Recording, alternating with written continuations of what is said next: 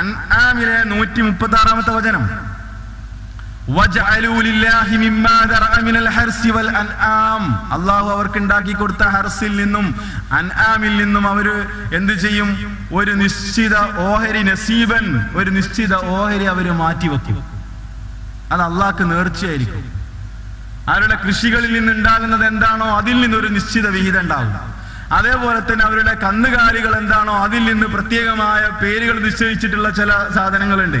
അത് നമുക്ക് വിശുദ്ധ ഖുർആനിൽ കാണാം. അതും അവർ അള്ളാഹുവിന് മാറ്റിവെക്കുന്നു. ഫഖാലു, എന്നിട്ട് അവർ പറയും, ഹാദാ ലില്ലാഹി, ഇത് അള്ളാഹുവിനുള്ളതാണ്. ആ കൃഷിയിൽ നിന്നും ആ കന്നുകാലികളിൽ നിന്നും ഒരു നിശ്ചിത വിഹിതം മാറ്റിവെച്ചിട്ട് അവർ പറയുന്നു, ഇത് അള്ളാഹുവിനുള്ളതാണ്.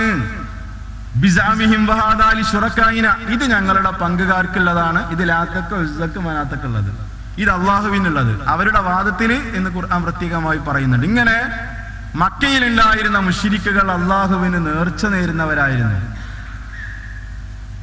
നോമ്പ് അനുഷ്ഠിക്കുന്നവരായിരുന്നു. മക്കയിലുണ്ടായിരുന്ന മുശ്രിക്കീങ്ങൾ നോമ്പ് പോലും മക്കയിലുണ്ടായിരുന്ന മുശ്രിക്കീങ്ങൾ അനുഷ്ഠിക്കാറുണ്ടായിരുന്നു. ആയിഷ റളിയല്ലാഹു തആല അൻഹ ഉദ്ധരിക്കുന്ന ഒരു ഹദീസിൽ കാണാം.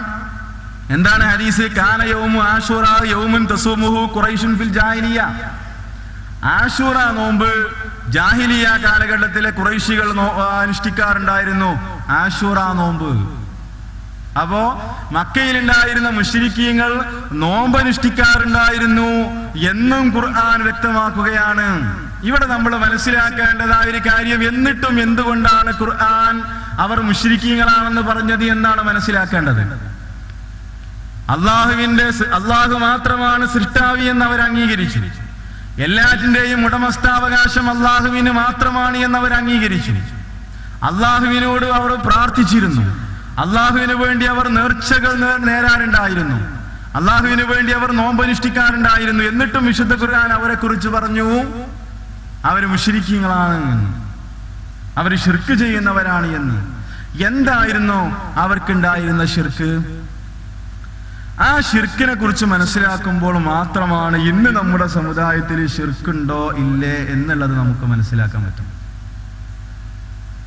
മക്കയിലുണ്ടായിരുന്ന ആളുകൾ മുശ്രിക്കീങ്ങളായി പോയത് അള്ളാഹുവിനോട് അവർ പ്രാർത്ഥിച്ചിരുന്നില്ല എന്നതായിരുന്നില്ല അതിന്റെ കാരണം. അള്ളാഹുവിനെ അവർ ആരാധിച്ചിരുന്നില്ല എന്നതായിരുന്നില്ല കാരണം.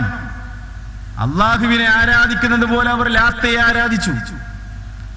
അള്ളാഹുവിനോട് വിളിച്ച് പ്രാർത്ഥിക്കുന്നത് പോലെ തന്നെ മരിച്ചുപോയവരെയും അവർ വിളിച്ച് പ്രാർത്ഥിച്ചു.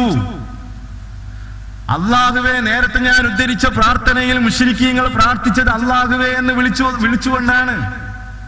ആ മുശ്രിക്കീങ്ങൾ എന്ത് ചെയ്യും? ലാത്തെ രക്ഷിക്കണേ എന്ന് പ്രാർത്ഥിക്കും, മനാത്തെ രക്ഷിക്കണേ എന്ന് പ്രാർത്ഥിക്കുന്നു, ഇബ്രാഹിം നബിയെ രക്ഷിക്കണേ എന്ന് പ്രാർത്ഥിക്കുന്നു, മരിച്ചവരോട് വിളിച്ച് പ്രാർത്ഥിക്കുന്നു. അള്ളാഹുവിന് നേർച്ച കൊടുക്കുന്നത് പോലെ മരിച്ചുപോയ ആളുകൾക്ക് നേർച്ചകൾ നേരുന്നു. ഇതായിരുന്നു മക്കയിലുണ്ടായിരുന്ന മുശ്രിക്കീങ്ങൾക്ക് തൗഹീദിൽ സംഭവിച്ച വ്യതിയാനം, അബദ്ധം. ഇത് നന്നായി മനസ്സിലാക്കിയിട്ടില്ല എങ്കിൽ നമ്മളിലേക്കും ഈ വ്യതിയാനം കടന്നു വരും. അതല്ല, ഞാൻ മുശ്രിക്കീങ്ങൾക്ക് അള്ളാഹുവിൽ വിശ്വാസമില്ലാത്തത് കൊണ്ടൊന്നായിരുന്നില്ല. അള്ളാഹുവിന് മാത്രം കൊടുക്കേണ്ട ആരാധനാ കർമ്മങ്ങൾ അള്ളാഹു അല്ലാത്തവർക്കും അവർ കൊടുത്തു. അള്ളാഹുവിനോട് പ്രാർത്ഥിച്ച പോലെ മരിച്ചുപോയ ആളുകളോടും മഹാത്മാക്കളോടും അവർ വിളിച്ച് പ്രാർത്ഥിച്ചു. അതായിരുന്നു അവരിൽ വന്ന ശിർക്ക്, അതായിരുന്നു എന്ന് വിശുദ്ധ ഖുർആൻ വ്യക്തമാക്കുന്നു. എന്നാൽ ഇന്ന് നമ്മുടെ സമുദായത്തിലേക്ക് കടന്നു വരുമ്പോ അതിനേക്കാൾ വലിയ ഒരു ശിർക്കിലാണ് നമ്മുടെ സമുദായം എത്തിപ്പെട്ടിരിക്കുന്നു എന്ന് തോന്നുന്നത്. മുഹിദ്ദീൻ ഷെയ്ഖെ കാക്കണേ എന്ന് വിളിച്ച് പ്രാർത്ഥിച്ചുകൊണ്ടിരിക്കുന്ന എത്രയോ സഹോദരങ്ങൾ ഇന്ന് മുസ്ലിങ്ങളുടെ കൂട്ടത്തിലുണ്ട്. അവർ അള്ളാഹുവിനെയും വിളിച്ച് പ്രാർത്ഥിച്ചുകൊണ്ടിരിക്കുന്നു. ബദരീങ്ങളോട് പ്രാർത്ഥിച്ചുകൊണ്ടിരിക്കുന്ന എത്രയോ സഹോദരങ്ങള്, മുനമ്പത്ത് ബീബിയോട് പ്രാർത്ഥിച്ചുകൊണ്ടിരിക്കുന്ന എത്രയോ സഹോദരങ്ങള്, ഇങ്ങനെ മരിച്ചുപോയ അഡ്രസ് അറിയാത്ത മഹാത്മാക്കളോട് വിളിച്ചു പ്രാർത്ഥിച്ചുകൊണ്ടിരിക്കുന്ന, കല്ലിനെയും മരത്തെയും കെട്ടിപ്പിടിക്കുകയും ആരാധിക്കുകയും പ്രാർത്ഥിച്ചുകൊണ്ടിരിക്കുകയും ആഗ്രഹ സഫലീകരണത്തിന് വേണ്ടി ജാറങ്ങളിലേക്കും ദർഗകളിലേക്കും ശ്മശാനങ്ങളിലേക്കും പോയിക്കൊണ്ടിരിക്കുന്ന ഒരു ഉമ്മത്തിന്റെ ചിത്രമാണ് ഇന്നത്തെ മുസ്ലിം ഉമ്മത്തിൽ നിന്ന് നമുക്ക് കാണാൻ പറ്റുന്നത്. ബദരീങ്ങളെ കാക്കണേ, മമ്പുറത്തെ തങ്ങളെ കാക്കണേ എന്ന് വിളിച്ച് പ്രാർത്ഥിച്ചവർക്ക് മാത്രമാണ് അഹ്ലുസുന്നത്തി വൽ ജമാഅത്തിൽ സ്ഥാനമുള്ളൂ എന്ന് പോലും പറയുന്ന ഒരു രീതിയിലേക്കാണ് കാര്യങ്ങൾ എത്തിപ്പെട്ടുകൊണ്ടിരിക്കുന്നത്.